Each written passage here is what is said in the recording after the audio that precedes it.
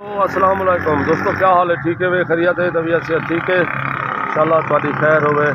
दुआ सुनाओ दोस्तों, खैर खुशी नाल ईद मुबारक सारे दोस्तों को थी कि अल्लाह खैर खुशी दी तुहाडी ईद गुजरवावे। अज आखिरी जाड़ है ईद दा। बिया दोस्तों इवें दू डोढ़े तुहाडी नज़र करंदा पिया कि वो खुशियां दे झट नहीं भुलदे। अल्ताफ साहब, वो खुशियां दे झट नहीं भुलदे, हाथ में झा ला खुशहाल हासे। जग देख हैरान थी वेंदा हा जना वसते सजण दे नाल हासे। ई पीत परीत मस्त हासे, ना कहीं दी सुनदे गाल हासे। अज कल्हे अणखोट रोंदे हूँ, कल दुख सुख दे भईवाल हासे। अज कल्हे अणखोट रोंदे हूँ, कल दुख सुख दे भईवाल हासे।